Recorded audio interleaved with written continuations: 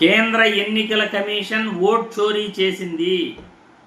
కేంద్ర ఎన్నికల కమిషన్ ఓట్ల దొంగతనం చేసింది అనేది రాహుల్ గాంధీ గారి మాటలను బట్టి క్లియర్గా అర్థమైపోయింది.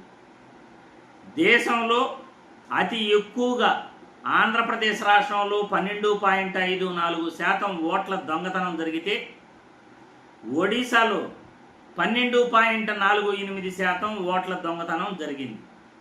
ఈ రెండు రాష్ట్రాల తర్వాతే ఇక ఏ రాష్ట్రమైనా కానీ ఎక్కువగా నష్టం జరిగింది మాత్రం ఆంధ్రప్రదేశ్ రాష్ట్రానికే అని భారతదేశం మొత్తం కూడా తెలుసు.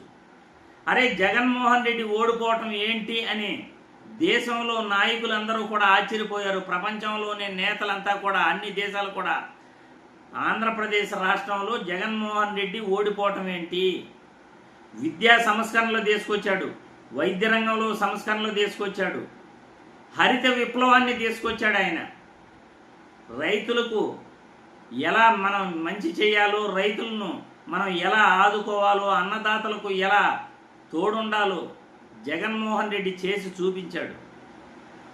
అన్ని విధాలుగా రాష్ట్రాన్ని పారిశ్రామిక విధంగా ముందుకు తీసుకెళ్లటంలో వేల కోట్లు లక్షల కోట్లు పెట్టుబడులు రాష్ట్రానికి తీసుకొచ్చాడు. ముఖేష్ అంబానీ పెట్టుబడులు పెట్టడానికి రాష్ట్రానికి ఒప్పందాలు చేసుకున్నాడు. ఆదానీ గ్రూపు రాష్ట్రంలో లక్షల కోట్లు సోలార్ పవర్ ప్రాజెక్టుకు పెట్టుబడులు పెట్టడానికి ఒప్పందాలు చేసుకుంది. డేటా సెంటర్ పార్కులు పెట్టడానికి ఆదానీ కంపెనీ చేశారు, ఇక్కడ ఒప్పందాలు చేసుకున్నారు.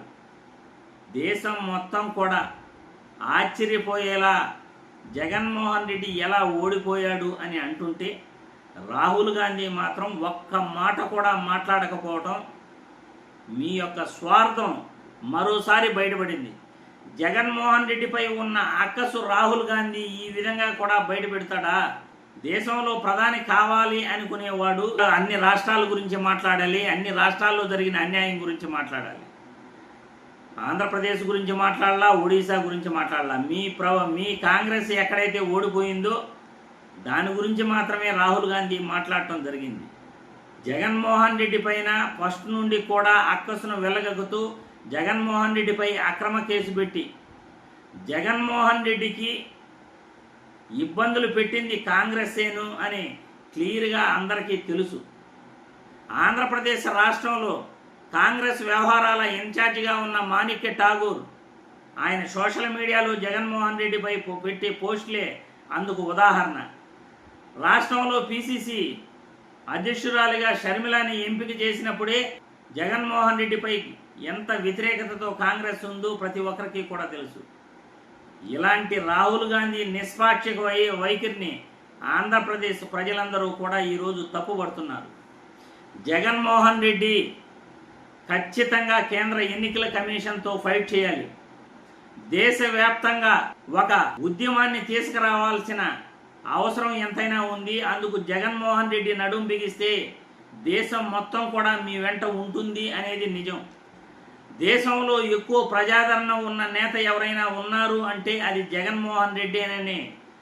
జగన్మోహన్ రెడ్డి పర్యటనల వల్ల జగన్మోహన్ రెడ్డిని ఎంతగా జనాలు అభిమానిస్తున్నారో ప్రతి ఒక్కరికి కూడా తెలిసిన విషయమే. జగన్మోహన్ రెడ్డి ఈరోజు ముందుకొచ్చి కేంద్ర ఎన్నికల సంఘంపై దేశంలో జరిగిన ఓట్ల చోరీపై జగన్మోహన్ రెడ్డి మాట్లాడటం మొదలుపెట్టాలి. కేంద్ర ఎన్నికల సంఘానికి అగైనెస్ట్గా ఆయన ఫైట్ చేయాలి. ఈరోజు రాష్ట్రంలోనూ దేశంలోనూ అన్ని రాష్ట్రాలలో కేంద్ర ఎన్నికల సంఘం ఈ ఓట్ల చోరీ ఎలా చేసిందో తేటతెల్లం అయిపోయింది, బట్టబయలైపోయింది. ఇంకా కూడా ముసుగులో గుద్దులాట దేనికి? జగన్మోహన్ రెడ్డి ఇంకైనా కానీ కేంద్ర ఎన్నికల కమిషన్తో ఫైట్ చేయాలి. దీనిపైన న్యాయ పోరాటాలు చేయాలి. అన్ని పార్టీలను కలుపుకొని పోవాలి. రాహుల్ గాంధీతో పని జరగదు. రాహుల్ గాంధీతో పని జరగదు. ఆంధ్ర రాష్ట్రానికి రాహుల్ గాంధీతో ఉపయోగం లేదు. తెలంగాణతో కూడా రాహుల్ గాంధీ వల్ల కాంగ్రెస్ వల్ల ఉపయోగం ఏమీ ఉండదు. దక్షిణాది రాష్ట్రాలకు రాహుల్ గాంధీ వల్ల ఉపయోగం ఏమీ ఉండదు. కాబట్టి జగన్మోహన్ రెడ్డి గారు ముందుండి కేంద్ర ఎన్నికల సంఘం చేసిన తప్పులను బయటపెడుతూ అన్ని పార్టీలను కలుపుకొని ఈరోజు ఉద్యమం చేయాల్సిన అవసరం ఎంతైనా ఉంది. ఎందుకంటే కేంద్ర ఎన్నికల సంఘాన్ని, రాష్ట్రంలో ఎన్నికల కమిషన్ను మనం నియంత్రించకపోతే భవిష్యత్తులో ప్రమాదం జరిగే అవకాశం ఉందని జగన్మోహన్ రెడ్డి గుర్తుపెట్టుకోవాలి.